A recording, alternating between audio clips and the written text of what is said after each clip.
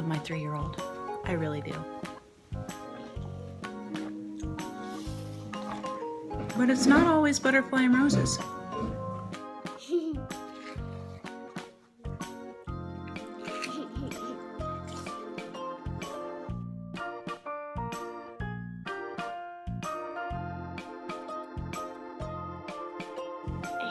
butterfly and roses.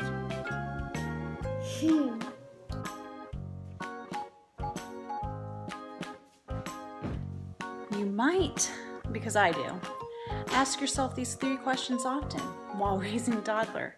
And that is anything that I'm doing really effective? 2, do I really have any sanity left or intact? And 3, am I damaging my child? Boy umbrella. Boy umbrella. On our way to Target for our boy umbrella.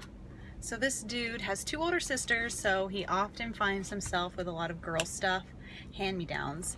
And we've realized he's never owned an umbrella that's a boy umbrella. So he has some money. His sisters are with Nana up in Maryland, and so we're gonna go to Target because that's what he requested. Target for a boy umbrella. And it's finally, and it's penguin. Yeah, like what better time to get an umbrella? Because it's thundering and sprinkling.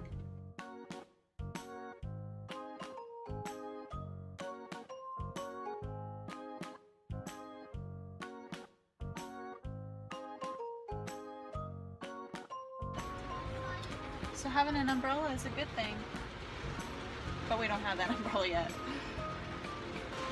Charlie, I wish you had that umbrella now, because we need it to walk inside.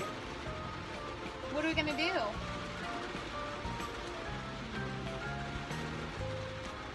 How about I just do a hat? A hat? Where's your hat? Like this hat. Oh, we do have a hat. Put it on. Let's see if it'll help us.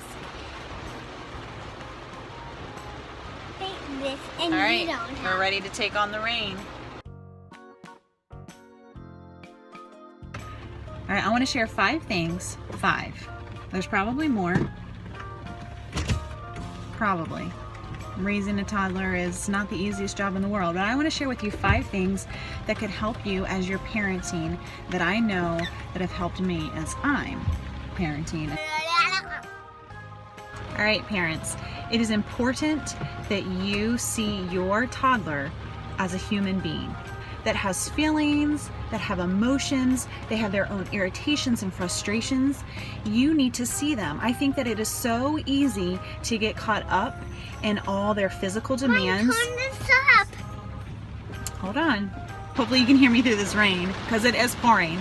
They are so dependent on you to care for all of their physical needs that sometimes the mundane, the day in and day out, making their breakfast, really making every food, all their food, bathing them, making sure their clothes are clean, all of those physical needs and demands, and we forget sometimes to really see them as human beings that have those feelings, that have those emotions.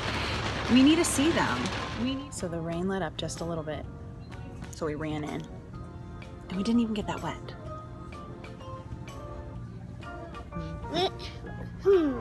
Where the umbrellas?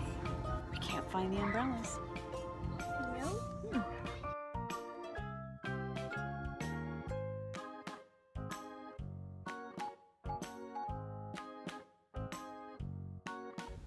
And number 2,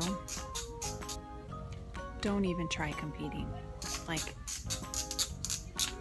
when they escalate, don't escalate. That's like the worst thing that you can do. Sometimes you might want to try to talk some sense into them, or when they get so worked up, you want to get so worked up because just all those emotions, it's not gonna help. Just breathe in and breathe out. Target failed us. No umbrellas for kids there, so we're at Walmart. Which leads me to number 3, is choose your battles. Let's just face it, Your toddler might spend most of his years or her years in mismatched clothing, and in my case, it is no clothing at all. He does not like to wear clothing, and I gave up on that battle a long time ago. He spends the majority of his days home in his undies, and that is okay by me because he's happy.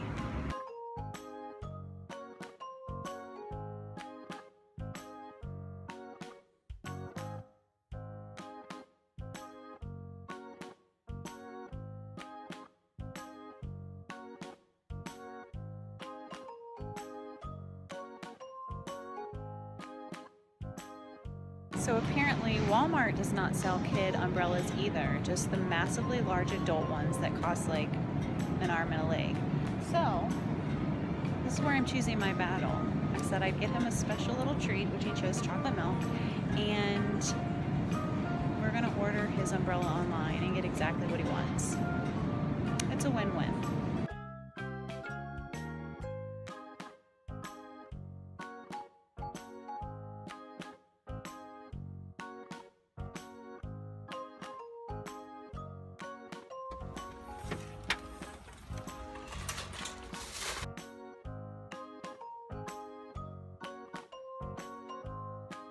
And number 4 is make sure with the toddler you're proactive. You gotta think ahead.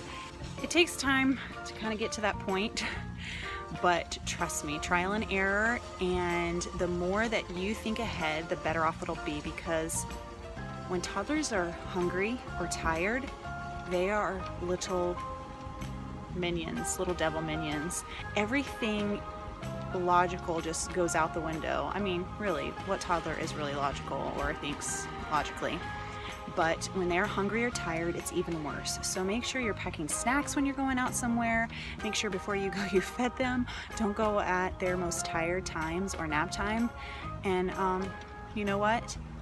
If you do that, which I do it a lot of times, you just have to plan ahead for that and know that there's going to probably be some meltdowns. It's not the end of the world with a meltdown, but it does make your life a little bit more crazy and hectic when you're out and about. So be proactive and think ahead.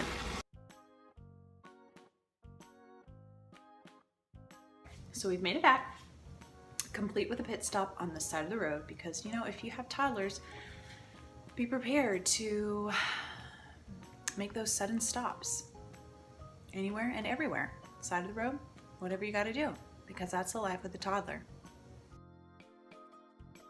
Did you know that toddlers like to have some sense of control?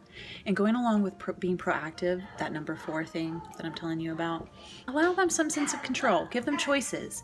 One thing that really works for me is setting a timer. Allow them to feel like they have some control over what is going on. Do they have any concept of time? Heck no.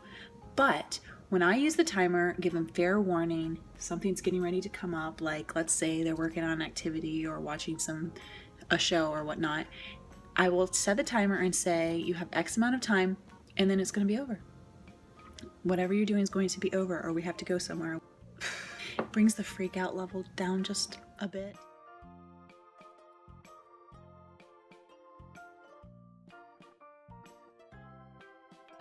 And number 5 is habit training. Every parent wants their child to behave a certain way. But let's face it, our children are not going to come out of the womb knowing all of these behaviors.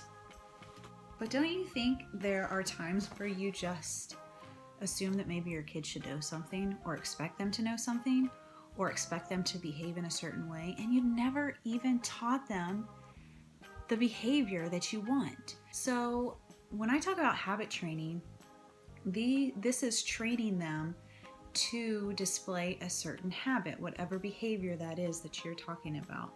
I'm talking anywhere from manners, how to sit at the table correctly, what you expect of them for behavior in the store. You have to know that your child will not walk into a store and know exactly how to behave in a store. It's really important that you establish these habits as they're young and continue to train and work on these habits with them. So us as parents have this ability to be active in how we teach and how we grow our children. Make games of it. Teach them obedience through little daily games so that you can establish the behavior that you are expecting from them. Have patience. It's not going to happen overnight, but you want to set them up for success. Remember, don't just assume that your children know how to be perfect little people, because they don't. They've got to be taught, and it's up to you parents to teach them.